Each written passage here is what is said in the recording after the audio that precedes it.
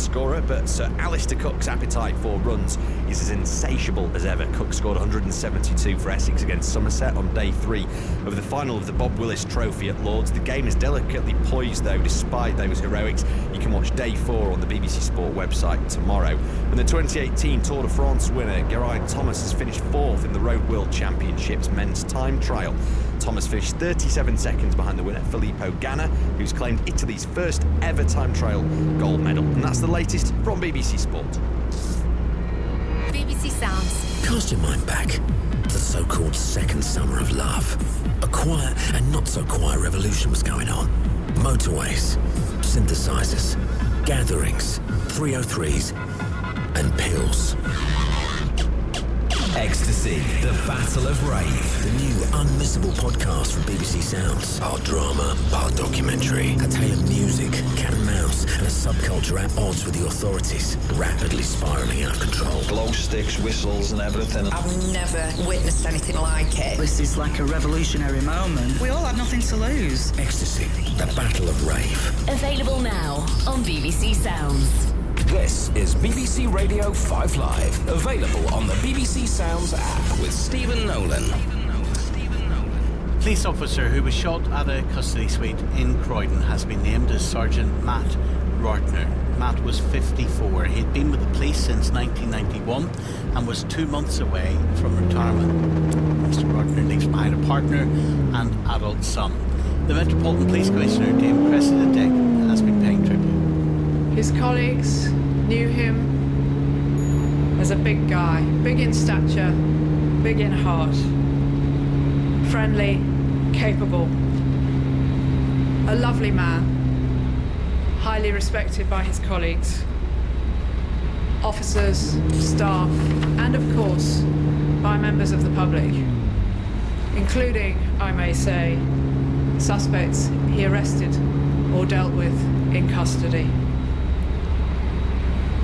He was very well known locally, and he will be remembered so fondly in Croydon and missed there as well as in the Met and the rugby world. He leaves a partner, and he leaves an adult son from a previous relationship. Our thoughts are with them. Matt Rortner was heavily involved in rugby union. He used to play at London Irish and he coached at East Grinstead Rugby Club. Ray Moreland is the assistant head coach there. It just doesn't feel real. It doesn't feel like it's actually happened. It hasn't sunk in yet, really. So yeah, unbelievably sad. Unbelievably sad. I met him at South Coast Gym originally and then got him involved in Hove Rugby Club, and that's where I kind of, for 3-4 years, that's where we spent a lot of our time together before he went over to Worthing Rugby Club, and then finally, beginning of this season, I was asked to go over to East Grinstead. So I've known Matt for years, and the last 5-6 months we've literally messaged, spoke on phone every single day. He's a bloke that is just so passionate about what he does. He always has been. It doesn't matter if you're the most talented or the least talented person, he'll treat you equal to that. He just wants to help people out, basically. That's what Matt was all about. Yeah, just an absolutely lovely bloke. He was passionate about his job, very dedicated to that, and would work the hours he worked. He was saying 6 nights in a row, but then he would find a way to make sure that he had the energy to come up to the rugby club and put exactly the same into his rugby. He would be very passionate at rugby and just want the guys to achieve. He would, as I said, he would help anyone. He was just a guy that would go above and beyond, and he took the club to new levels, and that's why I was asked to be involved and wanted to be involved, because he just took it to new levels there, and just he loved his job. He loved Sue very much, and he loved rugby. Rugby was his passion. If anything, he spoke too much. We heard about it all the time. Rugby, rugby, rugby, rugby, but he was brilliant at what he'd done, and he affected so many people positively. So many people have gained something great from that, and he's going to be a huge loss to the gym, to the rugby club, to just anyone that knew him. A minute's silence to remember the officer was held earlier, and the investigation into the killing continues. A 23-year-old suspect is still in hospital. He's thought to have shot himself during the attack and is described as being in a critical but stable condition. The key questions: how could a suspect manage to get a gun into a police facility? Dal Babu is a former chief superintendent in the Metropolitan Police. Hello, Dal. Good evening, Stephen. So that kind of is the key question, isn't it? What's the procedure when a suspect is being brought into a police facility? Well, before they're brought into the facility, when a suspect's arrested, the first thing the officers will do after they've told the person they're under arrest is to search them. And that search may be fairly cursory, or it may be more substantial, depending on what the officers believe the individual's carrying. From what I can gather, the individual had been arrested for possession of ammunition, and the officers made a search, and then he was then taken into custody, where there'd be the custody sergeant, Matt, would be one of the individuals that would authorise maybe a strip search or a more substantial search, which would either be done in the area while they're being booked in by the custody sergeant, or in a cell. And I'm still trying to understand, and obviously, Dal, this will be part of an investigation. I get that. I get that we should not be leaping to presume what happened here, but a suspect would normally be in handcuffs, presumably, at the point of arrest. Well, not necessarily. It would depend. I mean, the difficulty is here. I mean, would I, if I'd been the officer there, would I have had him in handcuffs? I think yes, certainly if I'd found ammunition. Would I have done a more thorough search? Probably, but it's very, very difficult to know what you've done without actually understanding what the circumstances of the individual search was.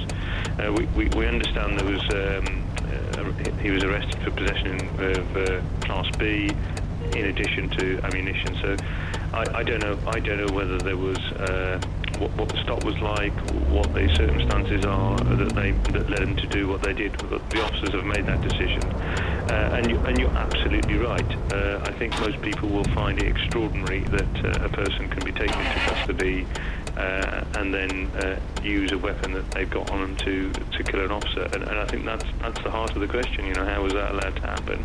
And that will be part of the inquiry. And there will be sort of three key inquiries. The Met will be doing its own investigation into the murder investigation. There will be the Independent Office of Police Conduct, who will be carrying out an investigation, and the Health and Safety Executive will also carry one out.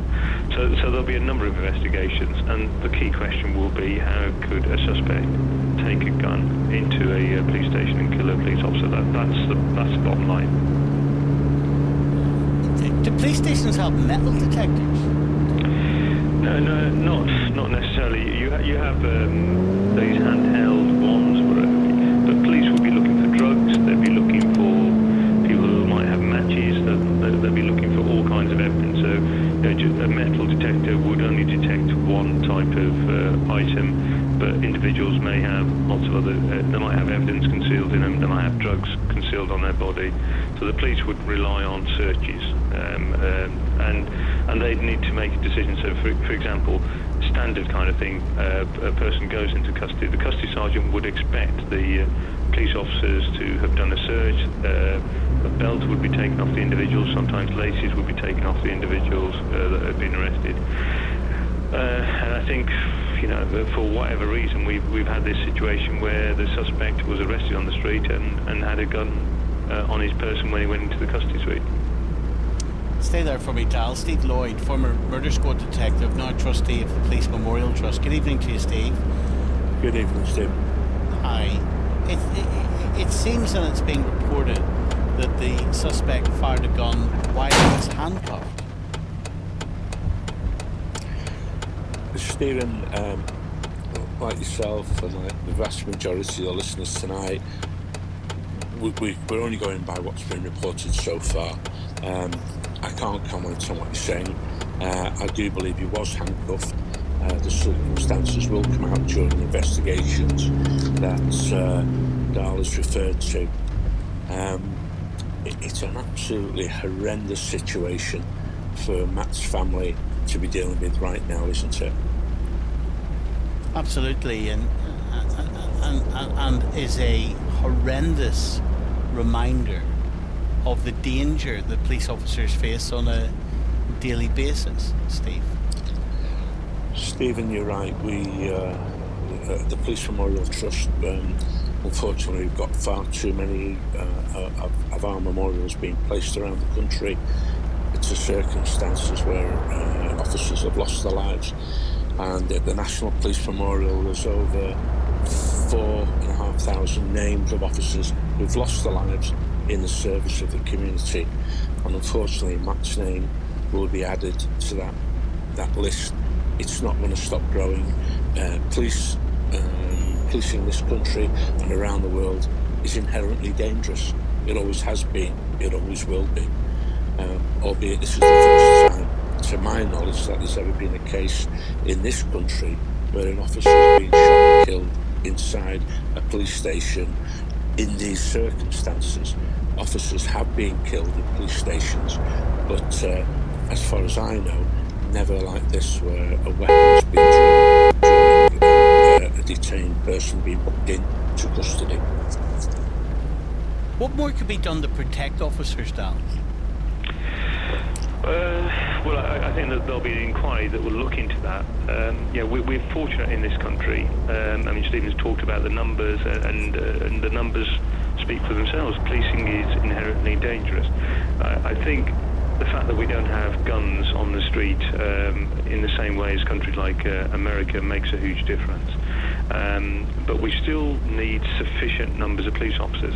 And I think the biggest challenge the police face is that every time police start reducing crime, which has happened in the last 10 years, 10, 12 years, we start cutting back the numbers. So we've lost 22,000 police officers. We've lost 18,000 police staff. So that, when you ask me what can we do to protect officers, you need to have sufficient police officers on the street. And it worries me that this reinvention cycle takes place every 5-10 years, where police do a really good job, reduce crime, and then their numbers are reduced, and then crime goes up, and then they start increasing their numbers. So the increase that we're seeing now of 20,000 doesn't account for the police staff that have been lost. And I really feel, I have lots of friends in the police service, I really feel for people. They're just being run ragged. They're working day after day without a break, sometimes up to a month, 6 weeks without a break. They're doing incredibly tough jobs. They're under scrutiny with social media. Everything is being looked at, and it's an incredibly challenging and tough role. Well, that's the thing, isn't it? And obviously we're talking about something now completely separately from this incident involving Mr. Rortner. But there is so much scrutiny, and there have been so many high-profile cases.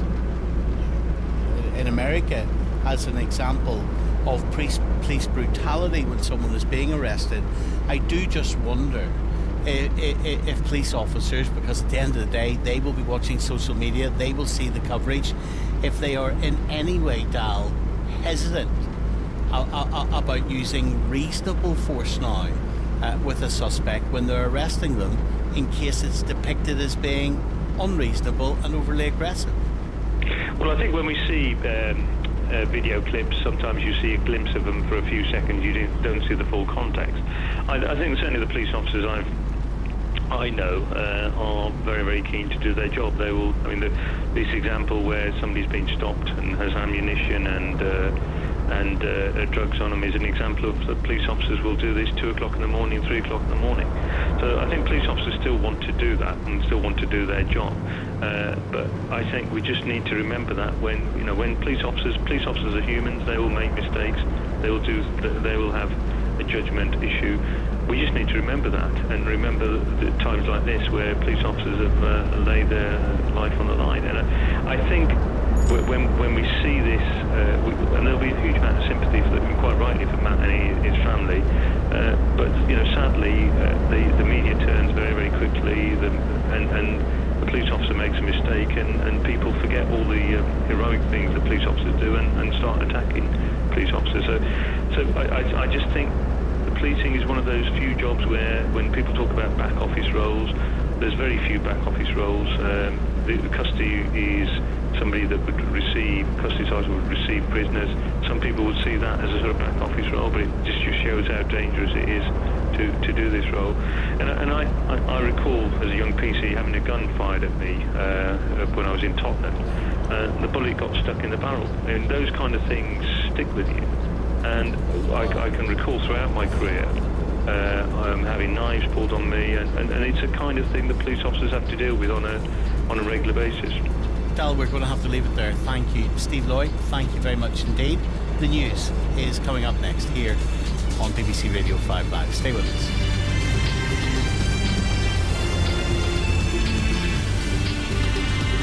On digital, BBC Sounds, smart speaker and online.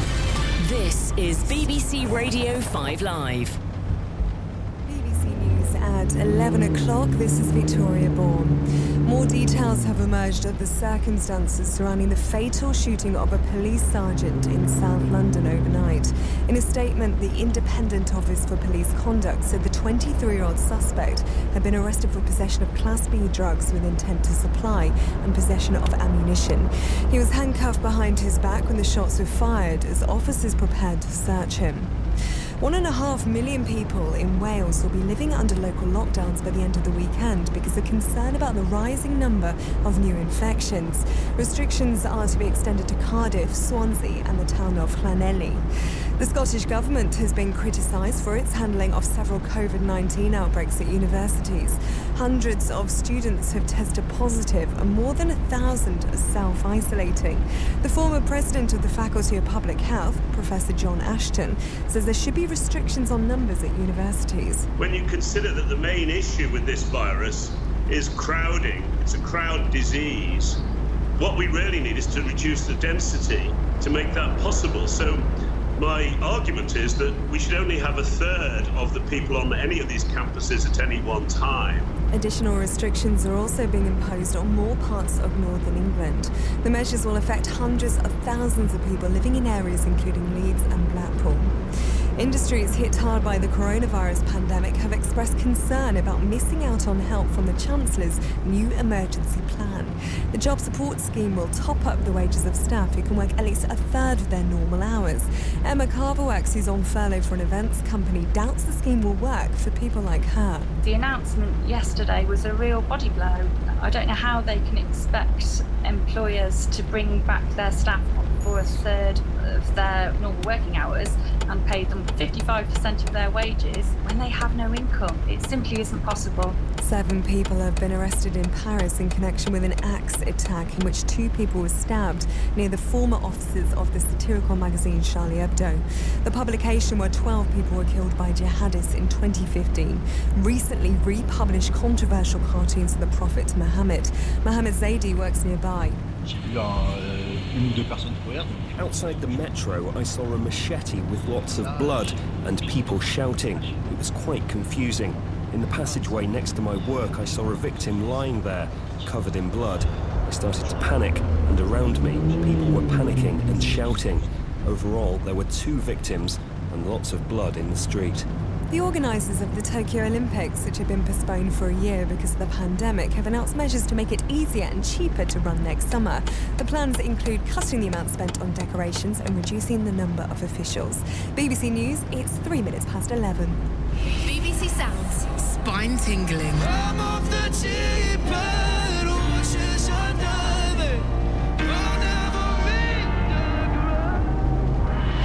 Boosting. I remember looking down and seeing thousands of England fans. Gary Neville said to me, give them the robot. And I was like, give them the robot. Give the people what they want. Fist pumping. Aubameyang still going in the penalty area. Oh, what a brilliant goal from Aubameyang. This is absolutely genius. It really is. The power of BBC Sounds. Music, radio, podcasts. Download the app to listen on BBC Radio 5 Live. Tonight we've been talking about COVID at our universities. Professor Callum Semple, who helps advise the government, thinks students could face repeated lockdowns if they don't follow the guidance. What reduces your need for it is adherence to the regulations. But you could be looking at on-off every 3 to 4 weeks. So you could be doing 2 weeks lockdown, 4 weeks off, or 2 and 3, right the way through to the spring, if people don't start behaving themselves. Katie is a student in a shared house where there's been a COVID outbreak. She's one of 1,700 students in Manchester being told to self-isolate. She says it's tough to know what to do. So there's 12 of us in our house and 6 of us have tested positive. We didn't even know that anyone in the house had COVID. Like, pretty much all of them were asymptomatic. So I don't think there's any really easy way to avoid it other than either going home or just staying in your room. Ari is from Spain, studying in Glasgow. She's concerned about passing COVID on to her older relatives. I'm not really scared about my health because I'm feeling like I have a cold, and I would be scared if I was with my family because they are older than me. We're all about your calls. Here's how to get in touch. This is BBC 5 Live. Call free 08085 909 693. Text 85058. Text will be charged at your standard message rate. Plus, see our privacy notice. bbc.co.uk/5 Live. Stephen Nolan on BBC Radio 5 Live. So, up to 1,700 students in Manchester have been told to self-isolate with immediate effect for 14 days after 99 others at Manchester Metropolitan University tested positive for COVID-19. Students across Manchester have been urged to attend virtual freshers events and avoid big parties. This comes as 172 students in Glasgow have tested positive. Hundreds more students are in quarantine.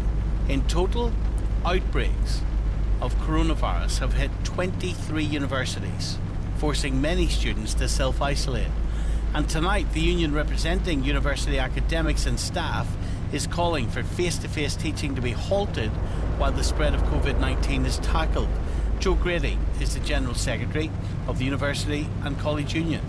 So what we need to see happen is that as much teaching that can be done online is moved online, and we reduce as much as we can face-to-face interactions on university campuses. And this is because we've been warning about this for some weeks now.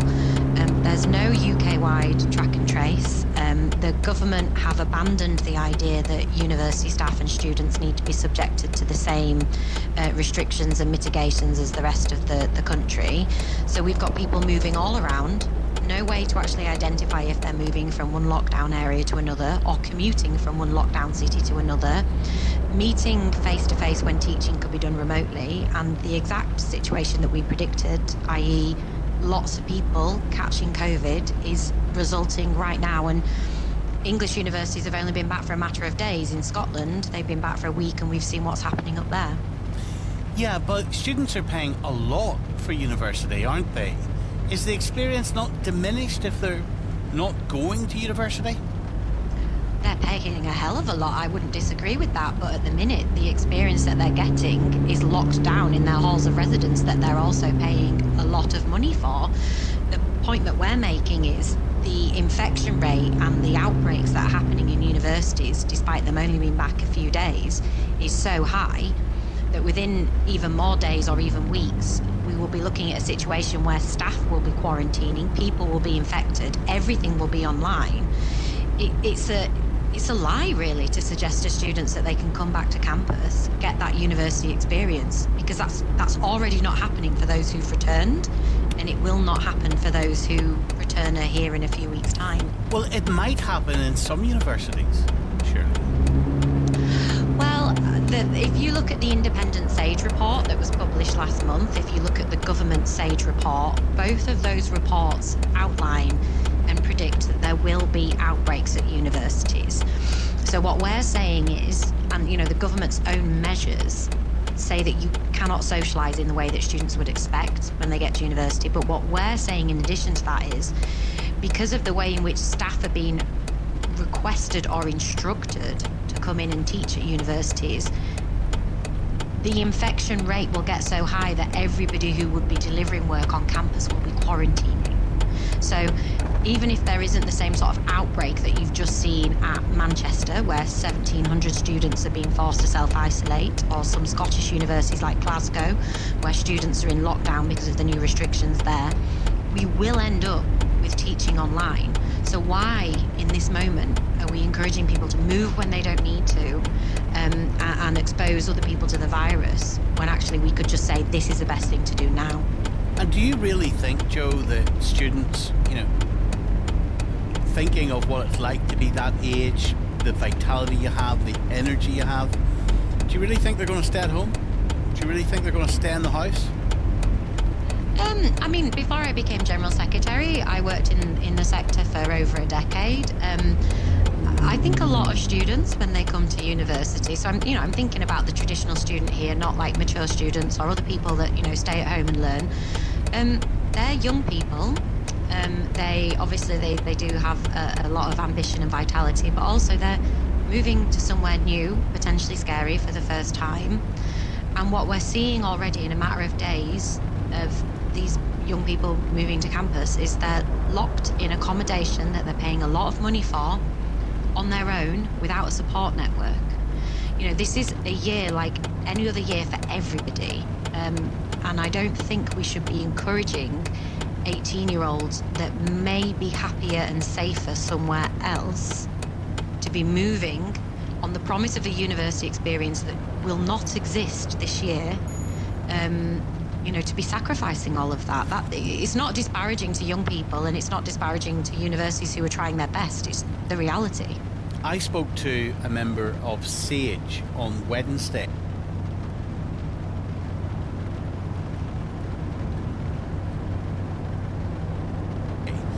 That obviously is the official scientific advisory group for the government. Mm-hmm. And they told me, they confirmed to me, that they had been in discussions with the government about the possibility that students would not be allowed to go home at Christmas. And I said to them, are you serious? Like the prospect of a first year, or indeed any year, of young person not being able to see mum and dad at Christmas. And then I reminded myself, well, elderly people haven't been able to see their sons or daughters if they've been in a care home, if they've been sick in hospital. My goodness, what a daunting prospect for a student if they were in a halls of residence, that if they stay there, they might not get home at Christmas. It's an absolutely awful prospect, and I think the difference is, as I think you're suggesting, elderly people are in care homes because, often they need to be there for the care that's delivered to them. Students have been lured back, really, to university campuses on the promise of a student experience that doesn't exist, to pay very high rents to stay in accommodation that, as you say, they may find themselves essentially trapped in. There's a moment here, it's not all lost. There is a moment where we could say students who do not want to stay in halls of residence and who have somewhere else to go, there should be measures put in place so that they can safely return home, have their accommodation contracts reimbursed, and we should allow remote and online learning to be the default whilst the UK government has a nationwide track and trace system in place, because it's far safer for everybody for us to pivot back to in-face, on-campus teaching than, as you say, risk dragging young people who are going to need support because they've never lived away from home before. I remember when I was 18, I went home, I was quite homesick, I had an elderly mother. There's, students are carers, students have jobs, students are not a homogenous group. And the way in which they're being treated at the moment is if they're just a revenue stream for accommodation and fees for universities, as if they're addicted to parties and therefore anything that happens to them is their own fault. All of this is completely unfair, and we just need to step back and do what's right for staff and students in universities. Yeah, well, all of it's not completely unfair, is it? There are some students giving the wider group of students a bad name. There are some students having house parties and being reckless. There are some students who think because they're young and they're more than likely not going to get sick, forgetting about the fact that they can pass it on to an elderly person and put that person on a ventilator.